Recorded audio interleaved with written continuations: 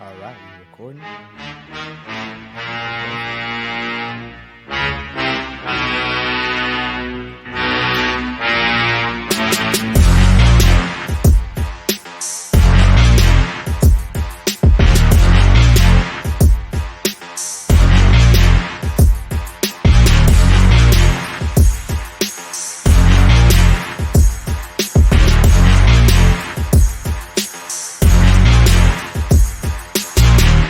Ah, shit. Yeah. Again and again. Chief Sut in the motherfucking house.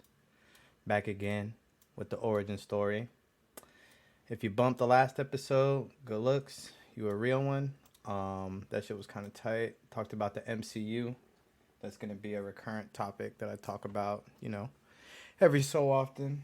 I kind of try to get to talking about things quickly when I watch it. Like if I watch, let's say when I saw Doctor Strange, as soon as I saw it on opening weekend, I want to talk about it. I want to I want to see about it. I want to see what's good. So I think I might make shit for those kind of people. That way, if you want something to bump real quick, like I just watched Miss Marvel this morning, that could get interesting. I'll maybe throw some flash shit up. I wanted to get my origin story out though, just for the vibes. That way, once I pick up some steam, once we got some fans, I can go back and see what the fuck is good with me. Or if you're a first time listener, a friend, or somebody that doesn't really know a lot about me, just an acquaintance, whatever. Hello, I bid you good day. Chief Sut on all socials. That's CHIEFSUTT. Sometimes that I before E thing be whooping people's asses, so I try to let them know. I don't know if I'm going to be able to put this on the YouTube, but if you're watching on the YouTube, you can see Big Yudi in the backdrop. Yay. Still not decided if I'm going to be doing the video. If I am, I'll probably do it in the other room because it has cooler backdrop and shit like that. But I'm focused more on the audio. So shout outs to all my listeners. Thank you for being in the motherfucking house. But yeah. So as I was saying, I'm going to turn this up a little bit too. Hopefully it don't hurt y'all eardrums or nothing like that. But I don't know if it's proper podcasting procedure to bump your own theme song like right before you record, but hey, I do it. Either way, I bumped that shit, and right before I did, I was like, "Okay, we recording?" Like saying "we" as if somebody else is here. But nah, this shit's kind of fun, and we'll keep it up. I think talking about my past will be weird. So once again, don't know if it's proper protocol. I'll have to check with Yoel and the YouTube people if it's okay to have a blunt on the internet. But I have my blue card. I'm a blue card carrying red-blooded American for any bitch nigga that tries to step. Highly medicated. It'll make it a little bit easier to talk about some of this stuff. But if you're just listening, no stress. Strap in. It's gonna get funky. Last time to get funky. Side note, if you don't actually know me, I've been DJing for a little bit, almost a decade now. So I'll randomly interject with song lyrics or song things that pop into my head. Also, movie shit. I've noticed that I'll just randomly say things from movies, shows, whatever. But don't pay no mind to it. I don't got Tourette's or nothing. You didn't hear things like, yeah, I said that shit. Just don't stress it. Keep it moving. But Sutton says it might be time for the full origin story. And, there's no time like right now. So, I mean, early on, nothing really crazy. Port St. Lucie is about as suburban as it gets. It is probably most known for the Met Spring Training Grounds, which is, like a big deal. And then in more recent memory, Tyler Hadley kind of made us a little bit more popular after he killed his parents with a hammer and threw a party in the house. But we also had Casey Anthony move there for a little bit. I was out of PSL by all that happened. I could actually do another episode about my boy Scrat when he called me the day after the Tyler Hadley party. That shit, bro. Either way, but some of the things I'm gonna talk about, they are a little sensitive to my heart. So if I get a little weird, just flash forward through that, or like speed up the, if you're playing it depending on what you're on, you can speed up the speed so it goes faster. Just go faster through that shit, or just skip it. But I up until about 2010, 2011, it was just super basic, everyday, wholesome America. Wasn't growing up too ludicrous and crazy at all. We didn't grow up poor, but we definitely didn't have like $1 million or anything like that in the bank. My dad was like in construction. When I was little, he started like digging in holes. By the time I went to college, he was working his way up, and now he's like superintendent, big balling and shit. He's the man. But my mom's also the man. She was working at the hospital back then, and also like finished up her degree. Uh, early on, it was just me and her because my biological dad left when I was little. So she kind of thugged it out hard and held it down until I was about 5 or 6. I mean, she always held it down, but that's when my dad came into the equation and started backing her up. But nothing crazy. Just grew up in PSL. Went to some Village Green Elementary. Shout out to VGE if you're listening. I still got homies from VGE, so I know somebody's listening from there. But there's St. Louis West Middle, Treasure Coast. Graduated in the top 15 in Treasure Coast. Played football for 3 years there. I didn't start playing football until 8th grade. I was actually a skinny kid when I was little, and then I had like a little hospital stint, and then I got fat, and then I was fat from elementary school through middle school. We got hit with like 4 hurricanes, bike to bike to bike to bike, and we were kind of like fucked for a little while there. No power, no nothing to do. A little before that happened, I went on a trip with my family to Biloxi because my grandparents have always been like black card members with the Hard Rock. So on that Biloxi trip, they were all gambling. My little brother's climbing up jungle gyms and shit like that. I, on the other hand, found a little gaming station and was able to just play a little game called Madden 2004 on the Dolo. And I'm like, okay, this is fat. Like, I'm down to run this bitch up for a little bit. And I spent basically 4 days just playing Madden, and that's when I kind of fell in love with football, just running Michael Vick around on people's heads. But we could talk Vic on a whole nother episode. But either way, came back, wanted to play football. This is like 7th grade.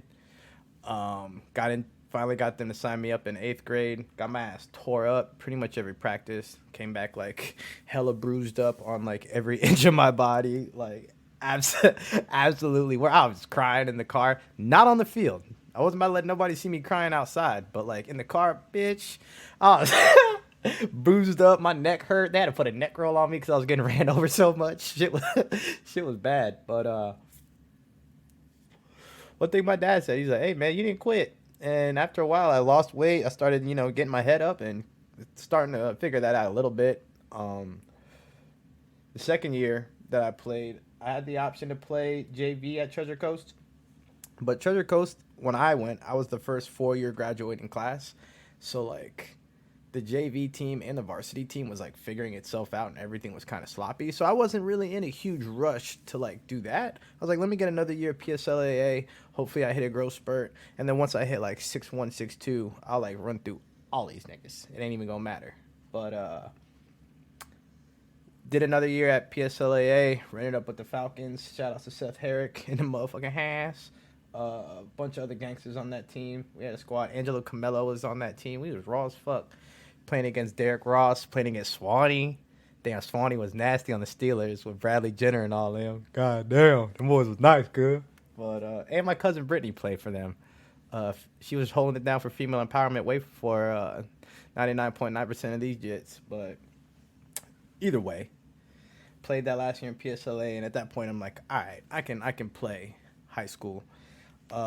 Sophomore year, high school, played JV, whatever, nothing crazy.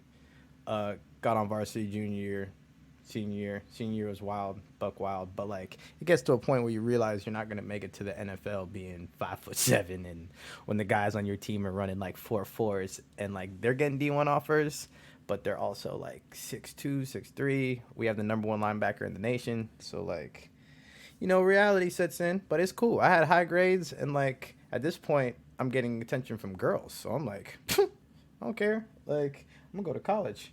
But yeah, didn't get a whole bunch of offers for football, but I had fantastic grades, so I got Fulbright futures, and back then it actually like hooked it up pretty fat. Um, I only wanted to go where a whole bunch of other people weren't going, and everyone at the time was like signing up to go to UCF or FSU. And I was like, I don't want to go to Orlando. That's like PSL 2.0. And even though University of Miami is too expensive, I can't bring myself to go to Tallahassee. Um, so we're gonna go to USF, and we're gonna go figure it out there. There wasn't a lot of people from my high school that were already out there, and there wasn't a lot of people from my class that were like planning on going out there. My dog D Peasy was my quarterback in high school, and he slid. Baldy, a couple other people but we kind of went out there, had my bright futures, got accepted for the fall, but was like, can I come in the summer? Like, I'll come in summer B. I just need to get out the house. And they were like, yeah. So there I was, 17, summer B. My birthday wasn't until August, so like I couldn't really go out anywhere unless I like figured something out. And I didn't really take that into consideration until I got there because I didn't really think about going out like that. I just thought it was gonna be sick to like not have to be home hella early because that's how it was, or have to explain where I'm at every 2 seconds. Like I was looking very forward to that, and I wasn't thinking about anything else. Like that's just all I wanted. So like my first night in college, the dopest thing ever to me, we went to the movies at like 10:30, and like 10:30 is about the time I'm expected to be home through high school. Uh, Unless I made up a story or was staying at a friend's and we just went full rebel that night. Like I wasn't doing shit like that. So that was huge for me. We like used a fake ID to buy some Four Locos at the gas station before we went. Shout outs to Nebraska. That's when I first found out what Nebraska was back in 2010. I'm like, damn, they bout it out here, boy. She. That was a moment for everybody to she. But the old folks don't get it. It's okay. Uh, but yeah, I only had class on Tuesday and Thursday. One of them was Intro to the Black Experience, which to this day, was the firest class I've ever had. And one session was just on Bob Marley's life, and that shit was so fucking sick. But I passed all that with A's. The other class was like this science, like general science class, and that's where I met Big C. Shout out to Cecil playing his wedding September, yeah, September 28th something. But yeah, I went out. I was able to. One of my boys, I think it was G Bake, knew this other dude that just had wristbands and was like, "Hey man," he said, "if we bring like 5 girls, like he'll ban us, so you don't have to worry about like not having an ID." Because yeah, if you were 18, you could get X'd, but I couldn't even do that. I'm 17, like I can't go anywhere unless we knew somebody. So G Bake knew this dude Eddie, and Eddie fucking yeah, you guys bring girls, whatever. Bro, I pulled up there with like 38 girls. G Bake pulled up with like 15. We're like, what do you do?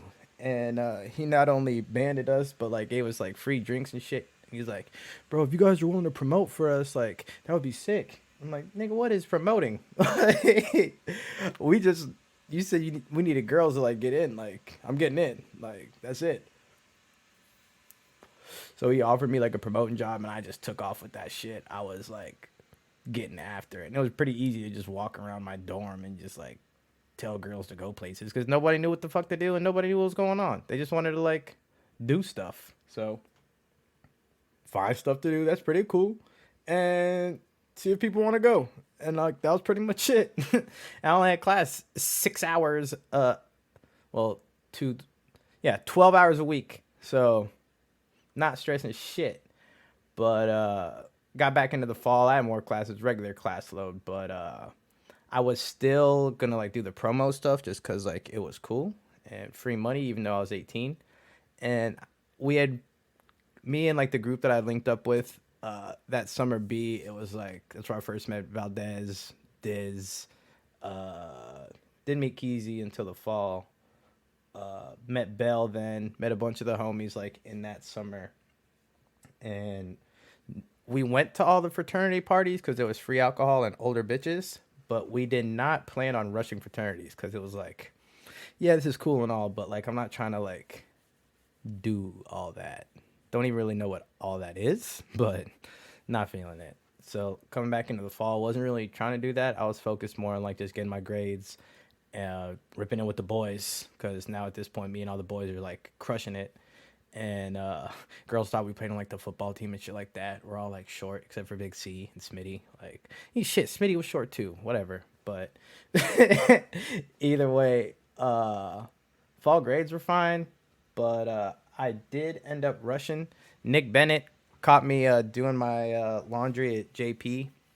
It was just like, bruh, it's not just like paying dudes to hang out with them, and it ain't doing no like butt stuff or nothing like that. You think a dude is in there like having me do some butt stuff, and he was like this little stocky ass, just jacked ass 8-pack, just like Italian stallion ass dude, and I'm like, yeah, you're right. They ain't paddling you none of that shit. He's like, bro, who the fuck gonna paddle me? And I'm like, respect, respect. Okay, I'm in that, and I'll hear y'all out. I'll see what's good.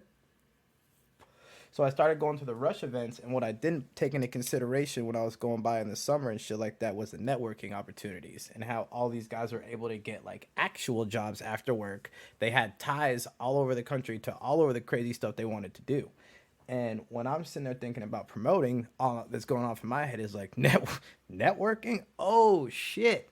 So not only will I be able to pull all the people that I'm partying with at the house, I have the house, and everyone's coming to us for shit. Oh, bro, yeah, this makes total sense, especially from promoting. And I'm like, all right, cool. Yeah, I'll figure out the money shit later. Like, it's cool. So I rushed, made the fraternity, was one of the face guys, whatever, all that dumb shit. But while I was doing that, even though I had good grades, we kept getting noise complaints and issues with our RA. For some reason, they decided to give me and my band of hooligans the strictest RA on campus that won the most awards for the most write-ups. And it's like, hey, Maurice, my nigga, and Maurice, if you're listening to this, bro, you were just trying way too hard. It was nothing personal, but like we were not those dudes, like at all, bro. Like that whole there's gonna be no drinking, there's gonna be a quiet policy after 9 p.m. And like, bro, you weren't gonna tell us nothing. So you writing all them letters and doing all that other shit, like whatever, man. This dude quit with 2 weeks left, and like one of the deans and like these other people had to like sit down with us a couple times to be like, hey, you drove this man to like quit after he's been our most seasoned and most da da da da da da da. And it's like, yeah, don't really know what to tell you. Like, sorry, like we'll do better. And they're like, yeah, well, you guys are all on probation, so don't get in trouble and and once again, you're not telling me anything. Like then I next thing I know, dude asks me, hey, have you ever bartended before? And I'm like, no. Like, you want to be a promotional bartender at Bulls Club? It's been like a consistent Friday night for the last 2 years. And I'm like, duh, how much money will I make? He's like, probably like 400 a night. I was like, yeah, like cash? Like, yeah, fuck yeah, we out. Like, duh. So I did 2 weeks of training. My boy like gave me a couple tips, like, hey, make sure you fucking fly. Try to like, if you can get your hands on some Adderall, like, what, I'll give you some Adderall, like, that'll help. But like, just stay in the zone and like do what you gotta do. And I'm just like, all right, fuck. So next thing I know, 18, I'm bartending there, and then I'm bartending at a couple more places, and now I'm like making like 1,000 a week, all cash, just like in 3 days. Like, I'm not really hearing y'all, and you really couldn't tell me shit. Like, me and the boys were just like being the boys. I'm like, at this point now, going into this, like, we're going into the summer. Um, I'm getting ready to live in the house, like in the fraternity house, and I'm hype, cause me and my boy McCloskey, they call him White Mike in fantasy football leagues. Uh, Type in McCluskey dunk on YouTube to see him dunk on Fidel. Phenomenal video, phenomenal film. Uh, but that's my dude. Shout outs to Vincenzo. Shout outs to Bell. That was on our. They were our next to us, and then on the other side was Dizzle, Keezy. Gianmarco, Gianmarco Titi, and Bejo. Fucking gang. Bunch of fucking bullies down there. Like, so yeah, the hype moving into the house was absolutely absurd in that summer, and like everyone's just like, "Yo, house is gonna be fucking nutty, nutty, nutty," and yeah, once we all got like moved in, like off rip, like first couple like parties and like vibes were just like nutty, nutty, nutty. Then it's like 2 weeks after my 19th birthday. Um, I was adjusting to the house. I was still going to school and like getting my classes right, and like a couple of guys in the house had the same classes, so like we would walk together and shit. And like I was keeping on all of it, and I was bartending probably 3 nights, 4 nights a week, like at Mangroves. Shout out to Zach Ware, Emily in the building. Um, what the fuck else? I don't remember. I'll do guest spots where if anybody paid. I was at LA Hangout. I was anywhere, but yeah. So I just turned 19, and somebody threw a party off campus. And one thing about my fraternity, we weren't the guys in the Sperry's and like the polos. We were the guys in the V-necks, the douche bags, and we had a lot of Italians. So like Guido rep, but like not really. We also like had black dudes and Spanish dudes. Like we were mixed up. You know what I mean? We had Middle Eastern guys. Like shit was out here. So not quite Guidos, but like I can see where you guys are coming from. We all do like work out really hard, and like we do listen to house music, and maybe we fist bump. So like nigga, I don't know. Maybe we some colored Guidos over here, but still wasn't the Lacoste wearing boat shoe homeboys. We had a couple of those sprinkled in, but they was just playing. But we get into a brawl at this apartment party, and I throw like 9 people in my truck. I'm like, yo, niggas are bleeding. Niggas got knocked out. Shit was like ugly, ugly, like ugly, ugly. Yeah, but had my girl at the time drive us back to the house, and I was just like, "Yo, park in the handicap spot. Like, let me get these jits out of here. Like, we'll clean everybody up and move the car, whatever." And we clean everybody up, and I'm like, "Damn, we like fucked some kids up over there, but like shit got real. But we got out. It's fine. Let me move my car real quick." Swears I'm moving my car, I get pulled over like in the parking lot of Greek Village, like right there, and I kind of thought they were just trying to like prove a point and like just show like their force on a Saturday night. But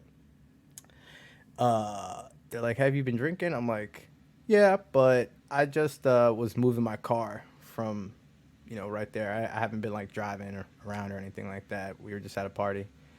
They're like, "Okay, and how old are you?" Like, "Oh, I just turned 19." They're like, "Okay, so you've been drinking, you're behind the wheel of the car right now." I'm like, "Yeah, but I'm just moving my car from the spot like over there so I don't get a ticket. It was in a handicap spot. My girl parked it."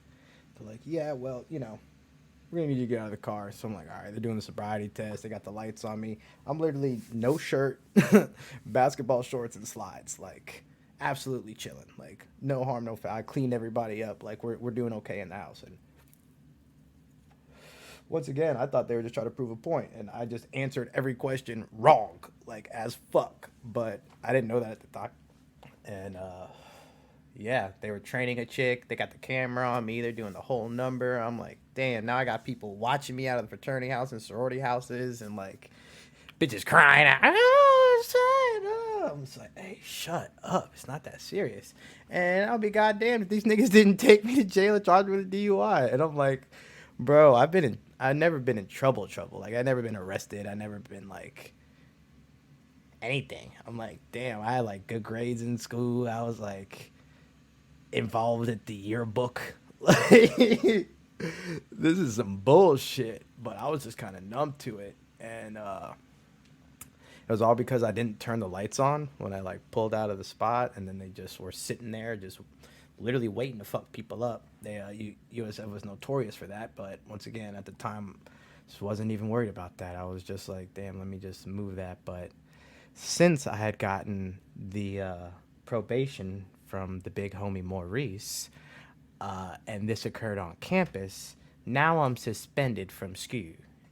And USF was like, hey, so you need to get off campus, like effective immediately, or you'll be written for trespassing. Don't worry about your classes, like your professors have been notified, and you'll be able to make them up in like the following semester or whenever you're allowed back in. And I'm like, okay, like that's some fuck shit. So I get off campus.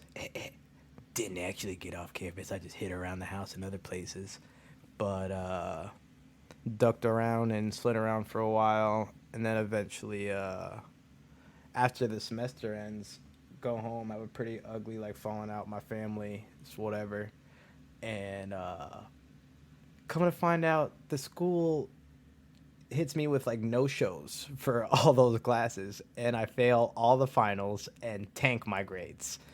And I contact the school, and I'm like, "Yo, what the fuck? Y'all told me like those would just be like incompletes or whatever, and I would just make them up. Like, not that I was gonna be expected to be in class for these finals when it's like demanded that I'm off campus or whatever."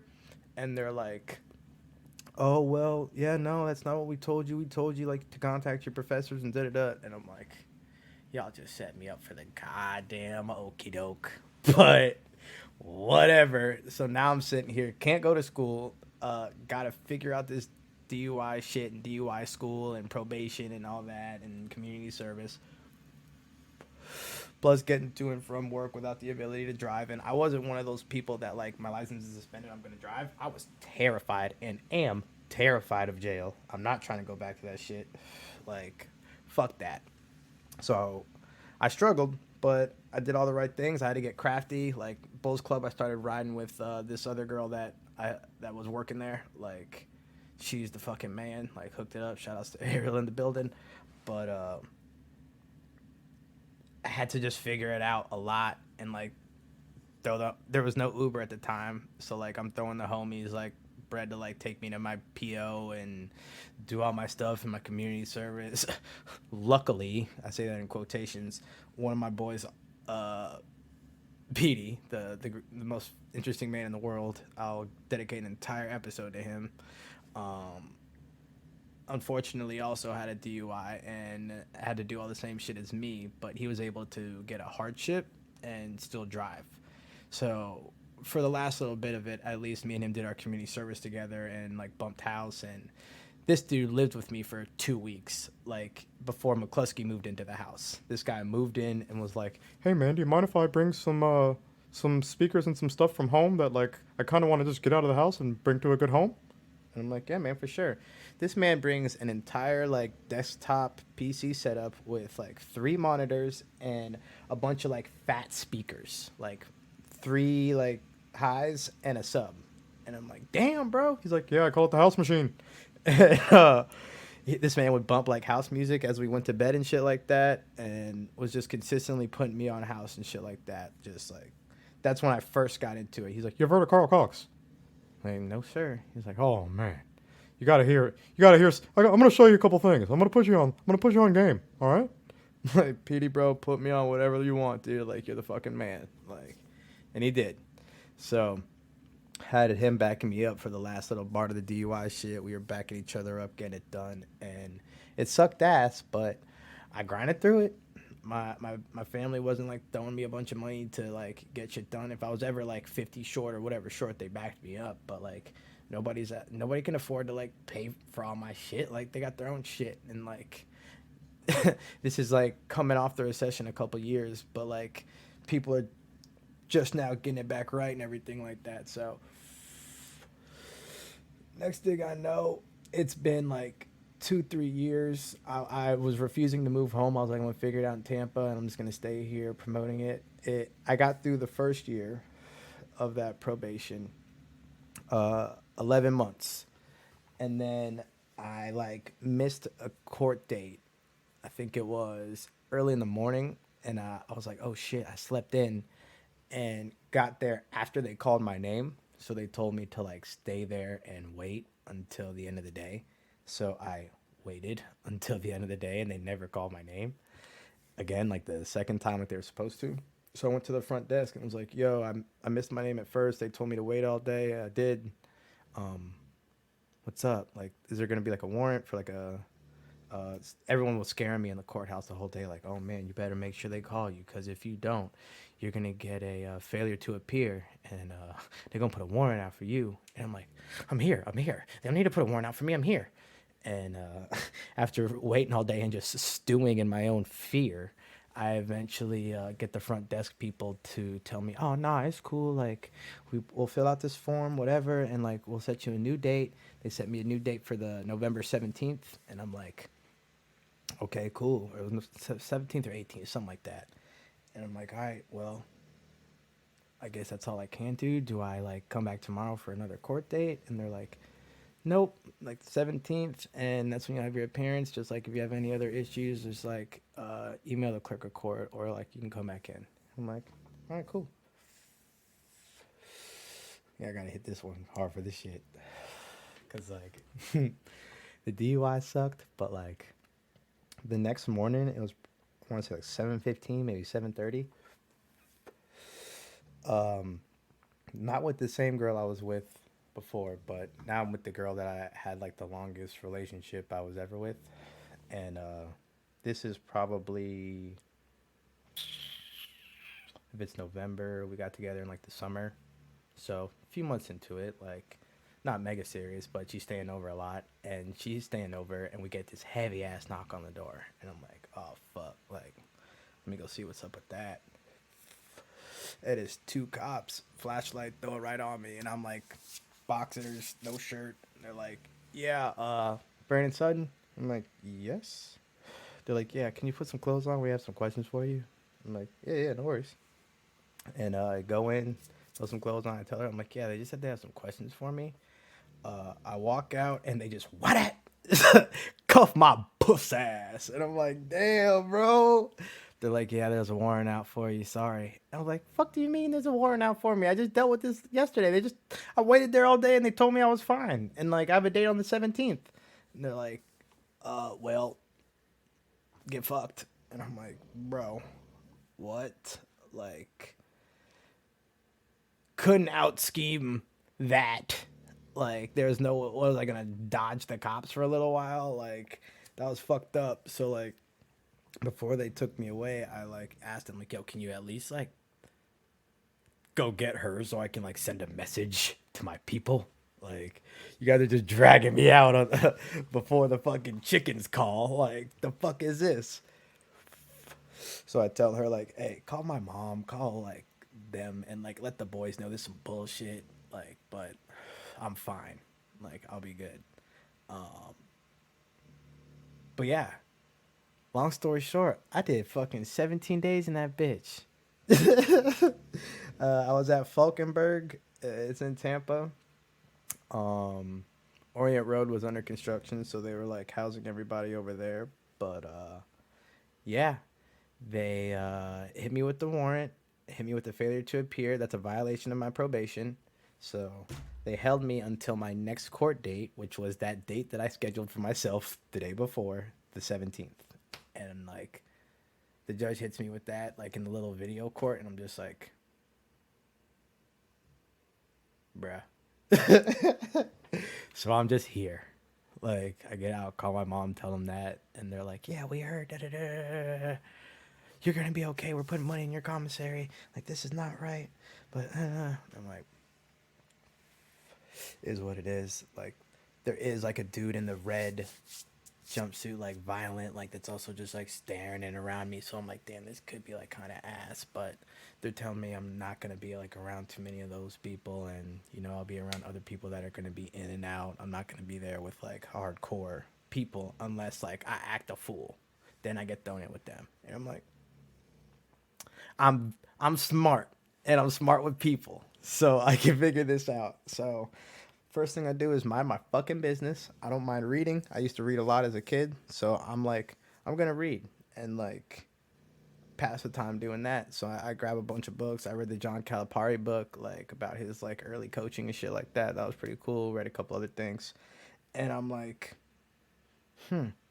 I mean, I guess I could do this. Like, there's people playing chess. I'll eventually get on the chessboard. There's a TV, so like, I could watch stuff. Like, I'll mind my own business for a while and just like let whatever like comes to me come to me. So first day, just stuck to the books. I had my little area, and I'm in like a 4-piece section, and it's just a big ass open room, and like everyone's in like a little 4-piece section with just their cot, and it's like dude, space, dude, wall, and then like on the other side of the divider is like another set of 4 all the way across this big ass room. Probably like 100 people, I would guess. I don't know. It was hard to tell, but it got so full that they started having to throw cots on the floor and like off to the side because like it was full. But like people were kind of in and out, and like some people were only there for a couple days. Some people were there a day and like out. Some people were there for months, and they had already been there for months. And like some people just kept fucking up. But also, I started to realize some people just like they ended up in there once, maybe twice, and then whatever they got going on at home just isn't awesome. So they almost feel more comfortable there. So that was a wild experience. But either way, I just want to say it was my second or my third day. I'm pretty cool with the people in my little like suite area. One of them's like a chef at James Joyce. He minds his business. He's kind of weird, but he minds his business. And like a couple other street dudes that like they're straight. They're not involved in like any gang shit like some of these other guys, but like they know what's going on. they they go to jail a lot, so they just let me know like, hey, just keep doing you, man. You a college boy? Oh yeah, ain't nobody gonna fuck with you, man. You a college, you gonna be in and out of here, man. For real, man. They shouldn't even be holding you like that, man. You a college boy, man. Like you good, man. So as I just kept playing it, and like I got my commissary, and like if I ever had anything extra or any food I didn't like, I'm willing to trade it up or like switch it up or whatever. I'm cool with trades. I'm good at trades. So one day I'm playing spades with them, and this big ass dude named Zeus. And when I say big ass dude, this dude is solid 6'5" with like he's full 6'5", and both of these big ass diesel ass arms are just yadded up with every sports logo from every Florida sports team. Like no rivalry. He's got Florida Marlins, fucking Rays, but like the Devil Rays, the fucking Lightning with the Bucks, with the Dolphins, with everything. This nigga's name is Zeus, and like I've noticed the last couple days, he's like everyone fucks with Zeus, and like Zeus kind of just like is the big loud voice in the room. So like leave Zeus alone, cause I don't know. I heard a lot of stuff on TV about people raping in here, and I don't want to be raped by Zeus. But he's like, hey, I know you. And I was like, nah, bro. He's like, nah, man, I know you. Where you be at? And I'm like, nah, bro, I don't really be at anywhere. He's like, nah, I seen you. And at this point, I've been DJing a little bit, like not seriously. I DJ'd at like Asia a couple times, like a few places a couple times, but like I was almost fully out of bartending, but DJing a little bit. And like I played a club Asia a couple times and a couple other places like a little bit, but nothing serious. So like I wasn't sure what he was talking about, if he had seen me here or there, but the most recent place I had played at was Asia. And I was like, I don't know, bro. I'd be at Asia. Like, he's like, you be on that techno shit? I was like, yeah. He's like, I seen you at Asia, man. You on that techno shit. Them white bitches be getting off to that techno shit. You doing your thing. And like, just fucking with me. And he starts telling everybody, hey, this little nigga nice with it. This little nigga, hey, he be doing his thing. Them white bitches, hey, man, they be going off to that techno shit. And like, I'm just like, whew. Straight. Like, that's exactly what I needed to hear. That's cool as fuck. Like, whew. Thank God. Like, relieved. He's like, hey, bro, you hoop? I'm like, a little bit. Like, I'm all right. He's like, hey, bro, what they call you, bro? I'm like, I mean, my DJ name's B Rabbit. He's like, oh, hi, Rabbit. Let's go hoop. And people are playing. He's like, hey, me and Rabbit got next. I'm like, oh shit, I'm Rabbit. Cool. Like, whatever this nigga says, to an extent, is cool. Cause like, even though like he's big and all that shit, if he tries to like grab me any kind of weird way or like do something like that, I'm gonna fuck his ass up. Like, try my very hardest. I'm a stab, bite, scratch, pinch, poke, whatever the fuck I gotta do. I'm slippery, dog. I'm getting out of that shit. But Yeah, I spent 17 days in there. The first few, like once me and Zeus got cool, and like I just had my mid range jumper going, he would just dunk on people. Shit was hella easy. After he left, like I was kind of just an autopilot. Like I do a little routine with the head guy that like handled all the laundry and shit like that. He would make sure I got like good socks and like good underwear and good clothes, as long as I just threw him an extra bag of chips, which was like 75 cents. And my mom used to put like $35 every like chance they would let her add more. So like I was big chillin', and I was more than willing to like throw shit out and like throw a little extra just cause like it's cool. I'm cool. I'm getting the fuck out of here. Like leave me alone. So did the 17 days there. Uh, came home for Thanksgiving. I was like, whew, cool. I moved back home. I lived with my grandparents for a little bit. Um, Me and my mom were cool at this point, but we were still way just too similar, and we always would just fight whenever we were in the same room for more than 25 to 30 minutes. But I got a job serving at the Turtle. It was just like a local restaurant with some like high school kids and old people. That shit was humbling, coming back from promoting and like balling in the fraternity house and like doing all this other shit to like that. It was like but still doing the long distance thing with her and that whole shit. So I was like, all right, I can get through this. Like I'm gonna get back to Tampa and whatever. So for like 7, 8 months, I was like doing that, and I would randomly like try to get whatever DJ gigs I could in Tampa and like make it a thing up there. But occasionally riding up there for those events or whatever tried out events or whatever events were like popping up, I would do them or just promote things that were like cool, maybe like a Gasparilla shit like that. Uh, I decided to just like move back up. Like one of my boys was like, "Bro, you can just like crash on my couch until like you figure shit out." And I was like, "All right." So I was like, "Let me just pick up 2 jobs, so I'm always busy. I can't like get in trouble if I'm busy." Like I started working at Bull's Outfitter, which was like a local Bull USF like clothing apparel store like off campus right next to a Chipotle. And I was delivering for Jimmy John's in my fucking old ass fucking Stratus. But those were uh, those were struggle days. That era from when I got out of jail through here was just like I was making so many poor decisions and just like putting my attention in the wrong areas, just a lot.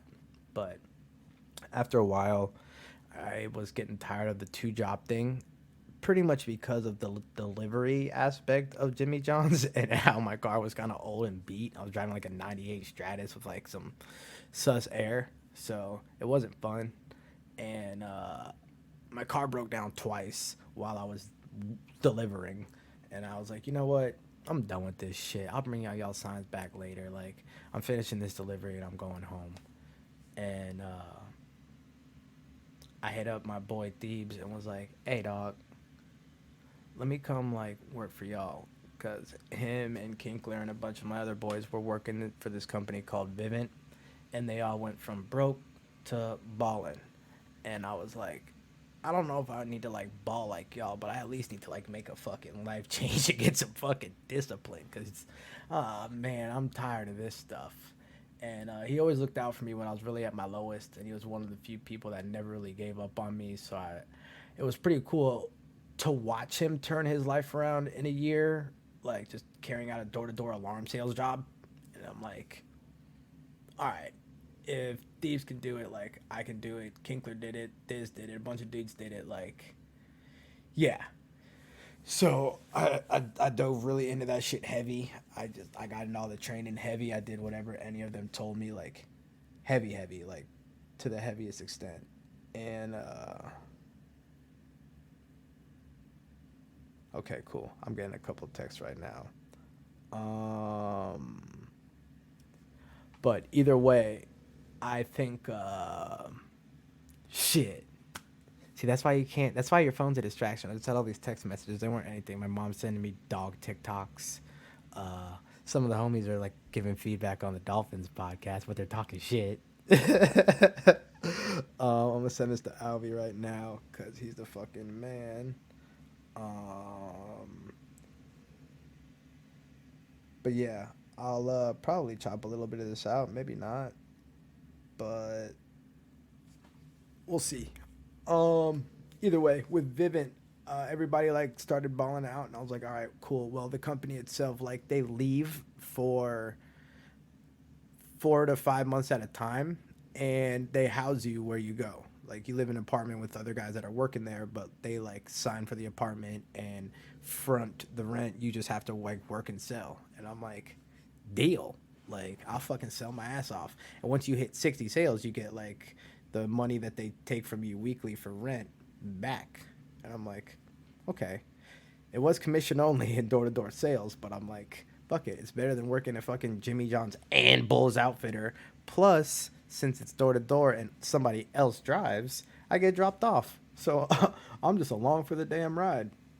So I didn't sell my first day, but I sold on my second day, which didn't really happen. It usually takes people a couple weeks to like get over the learning curve and stuff like that. But like, it was just one of those things where I just like picked up on it really quick. And I'd also spent so many hours just in the office with Kinkler and Deebs, just like going over different things and like practice scenarios and writing shit down and getting product knowledge down. So like I was prepped for it like hard.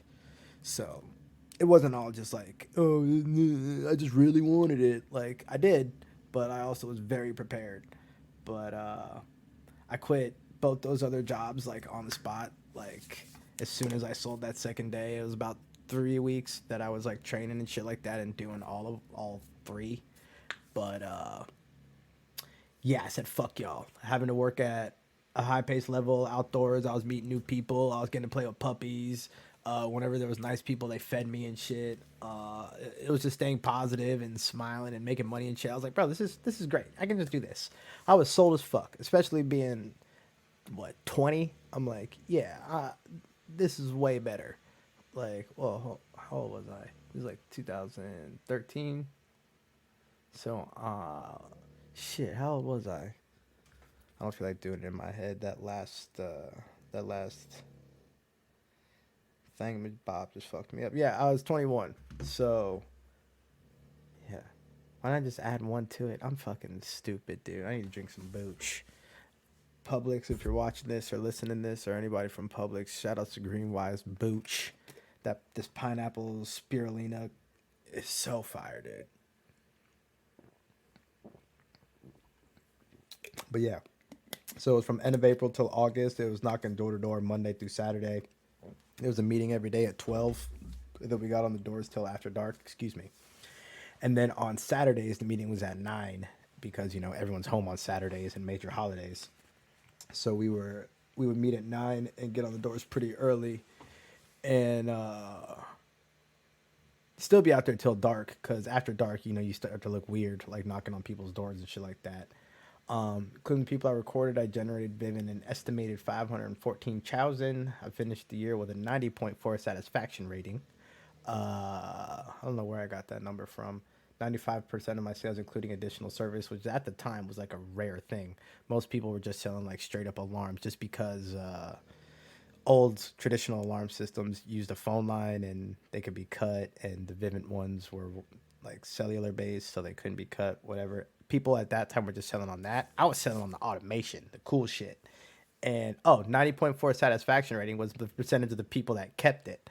I only had 10% cancellations, which was like awesome for me. And I'm like, damn.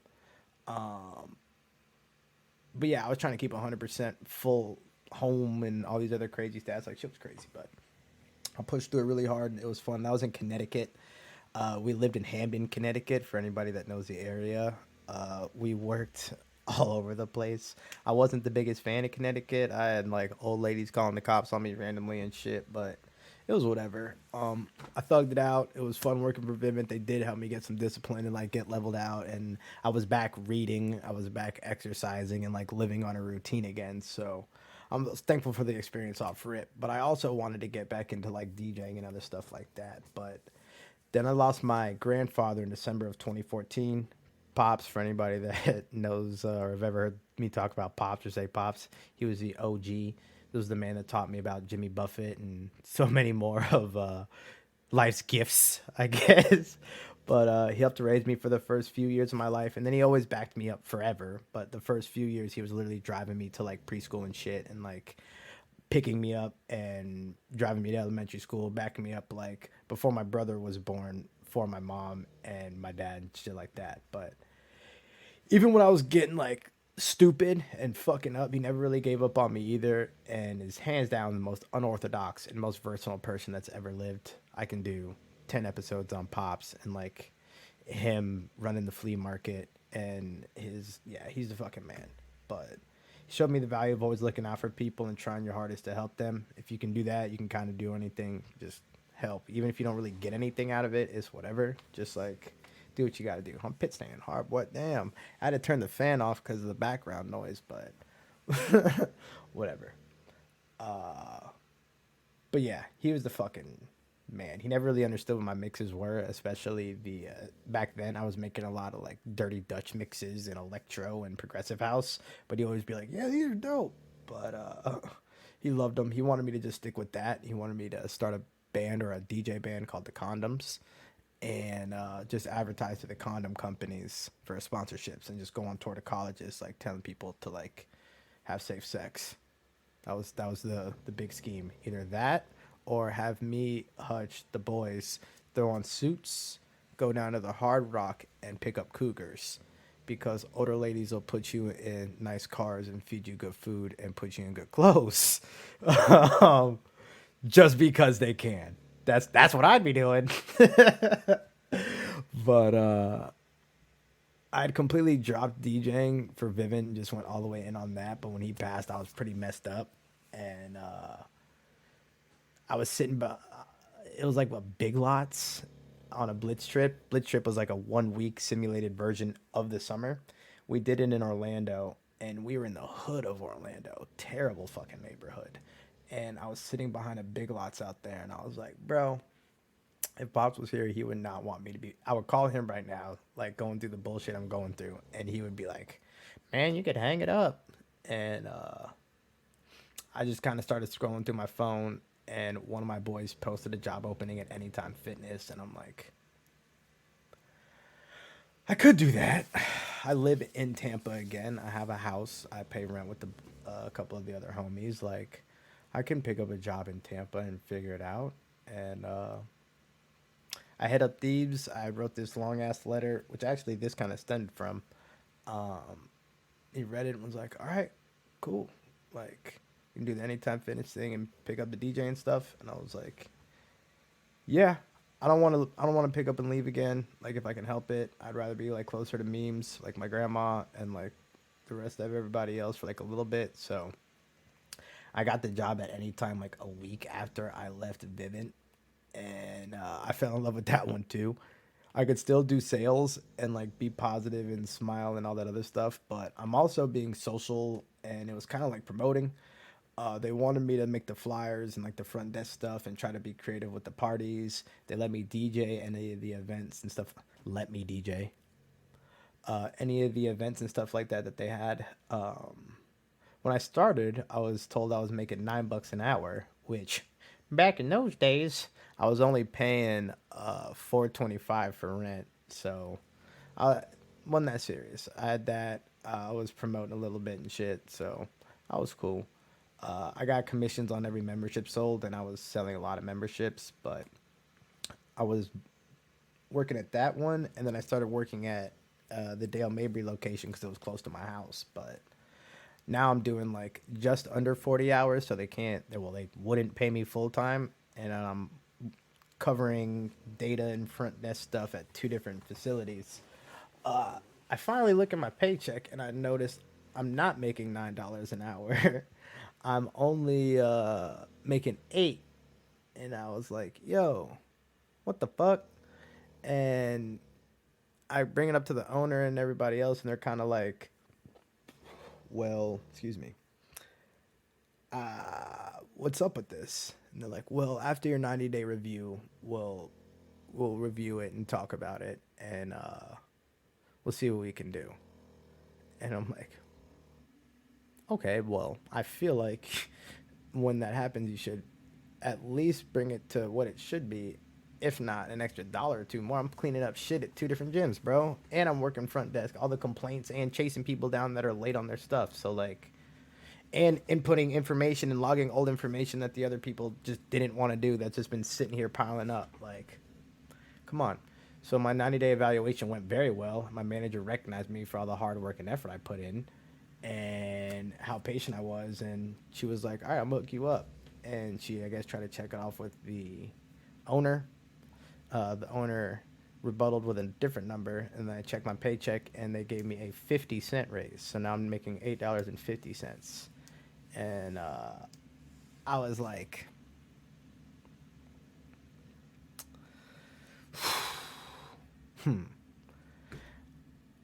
At that point, for maybe 4 weeks, I was playing at the Drink. It's now called Bar Howard. It's on the corner of Howard and Soho in Tampa. It's like the only club in the area. I was playing every Friday, and I'm like, I'm making decent money there. I get a flat rate, plus I get paid to like promote. So every time I promote, I bring a good amount of people. Maybe I can like figure something out. I kept playing there, and the next thing I know, I'm getting scouted to play other places. I'm not just playing EDM and shit. I'm playing more club-friendly music. So gave it a couple more weeks, and then told anytime to go fuck themselves. I'm gonna go DJ full time, and started DJing full time. And next thing I know, I'm playing 3-4 nights a week. I'm playing the Jacksons. I'm playing pool parties. I'm playing nonstop. I'm playing college parties. I'm playing house. I'm playing whatever is clever, baby. And I'm hanging out with a lot of other DJs and just other people that are like getting after it. A little bit more controlled than my early promotion days, but still buck wild. Still ready to get after it. So this is at this point in time, this is when I meet like Young Blunts. I met Quinn at Vivint, but I started like DJing parties with him and like hanging out with him a lot more now. And Kyle, Big Kinchman. That's when I started just meeting pretty much everyone. Pedro, all the DJs that like I know in Tampa from back in the day and like now. So Pedro had like a long talk with me one night, and this is going to be an episode for another day, but he was like, yo, you need to get a team and you need to like figure it out. I put together Young Blunts, Kyle, Quinn, and I. Sorry, Quinn, Blunts, and me. We grouped up and said we're going to grab Kyle. We grabbed Grant Lee, Big Feta, Lucas, Dr. Booms, Ronnie Lopez. Eventually added Casey Gilmore. We started with Carpy, but he had some other stuff going on, so he slid. But shout out to Young Carpy. I think that was it. If I'm forgetting anyone, they're going to fight me. Oh, Jared, Too Kind. If he fought me, he would lose. So go ahead, dude. Hit me up. I hope you're listening to this. But either way, formed the super boy band group called Smokehouse.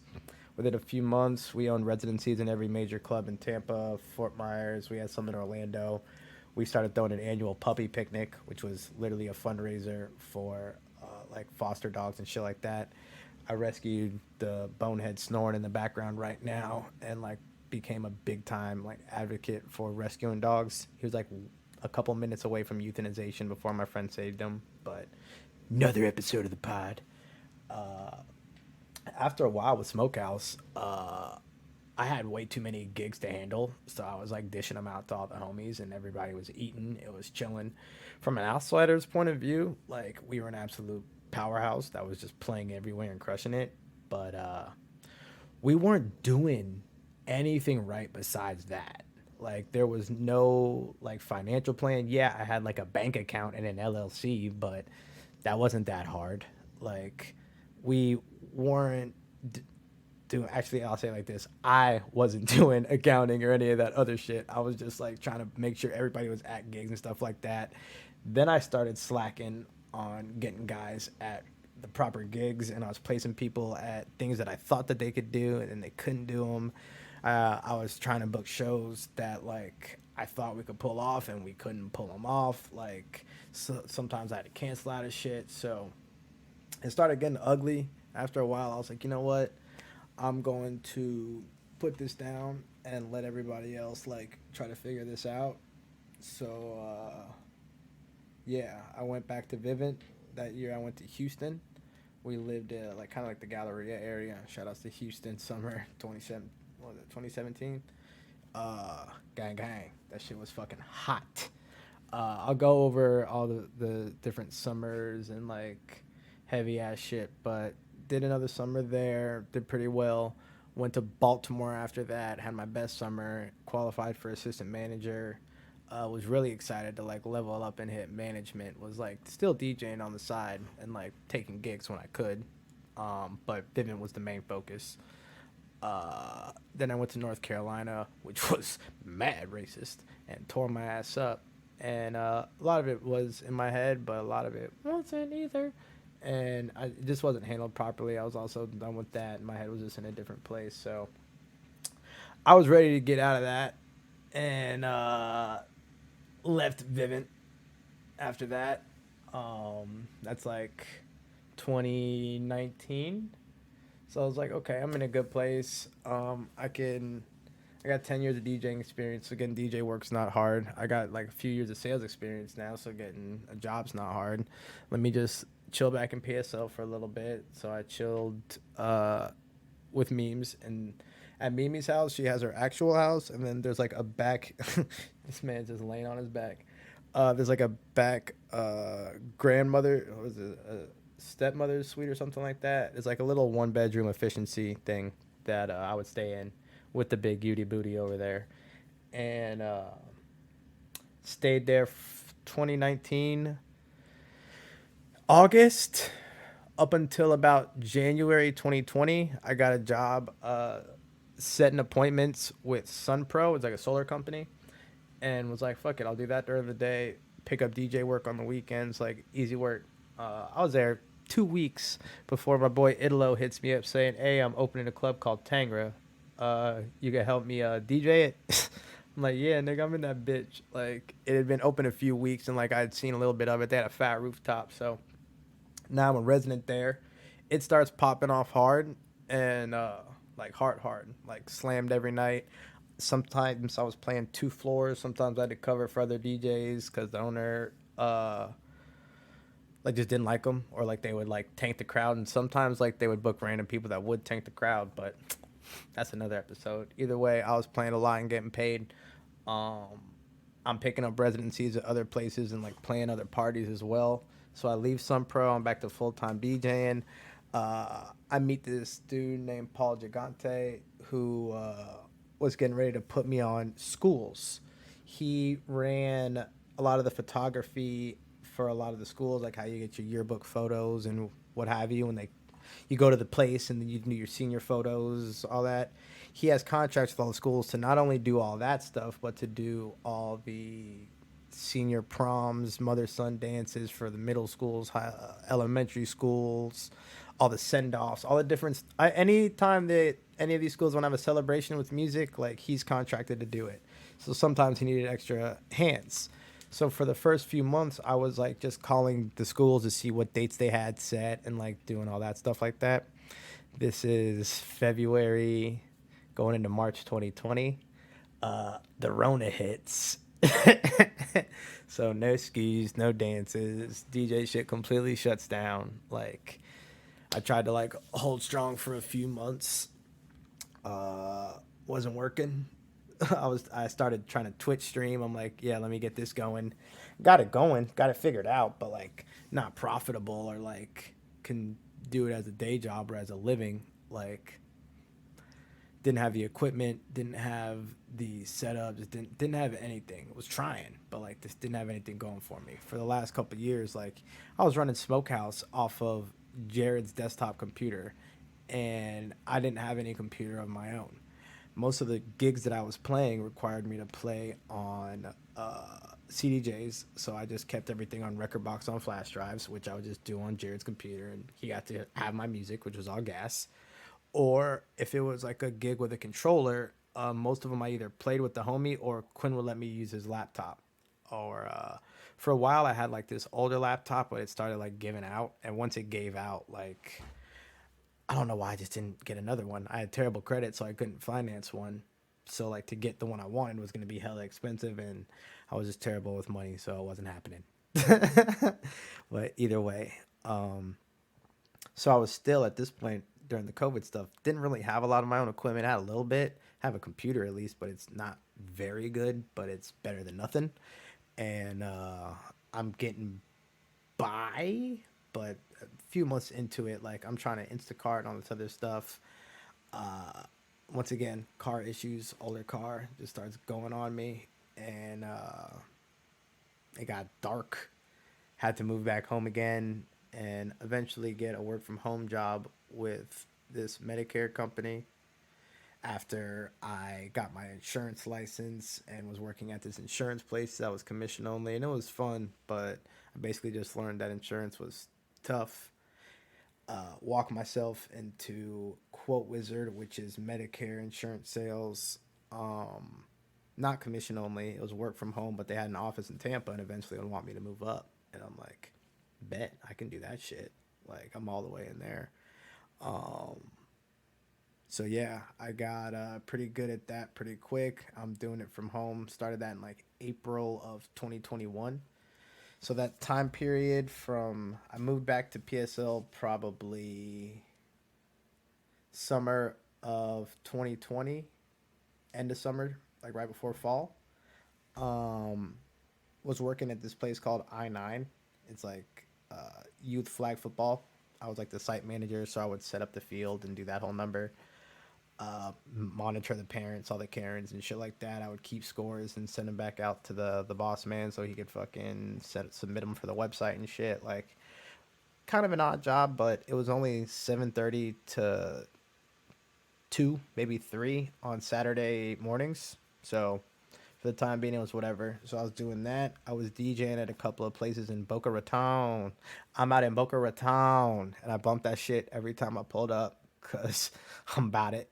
Um, and then I started serving at Mulligan's in Jensen Beach with my nigga Swanee. Shout out to the Teflon Swan. Shout out to Cheyenne in the building.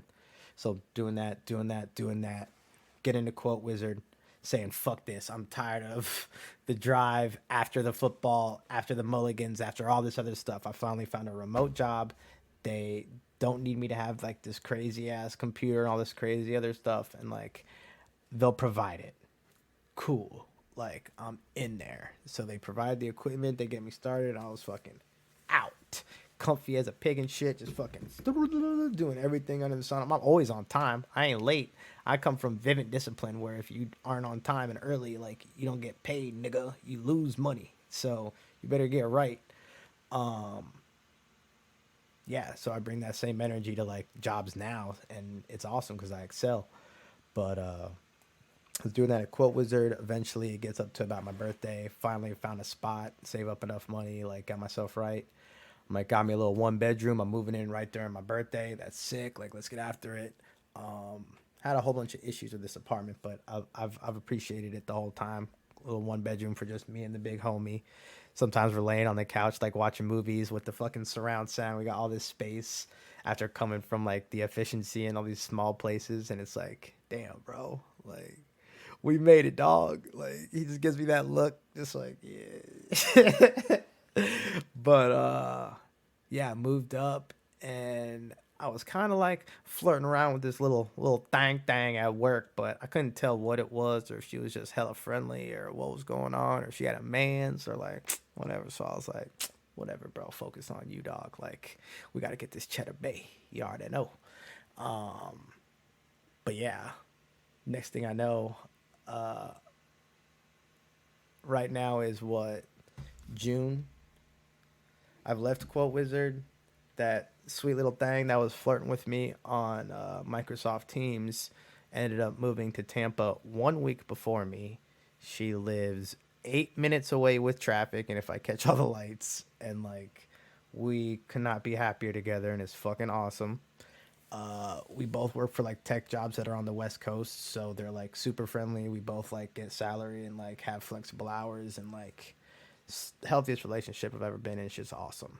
So Quote Wizard gave me that. I appreciate y'all. Every job like serves a purpose, and that's been theirs. But yeah, that pretty much brings us to now. I'm running these other podcasts. I do Day One Dolphins with my boy Ouch. I'm still gonna keep him anonymous, I guess.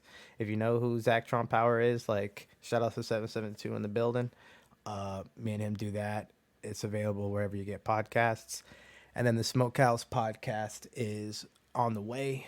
We're gonna film the first group one. I'm done beta testing, and that one's gonna be a little bit more fun.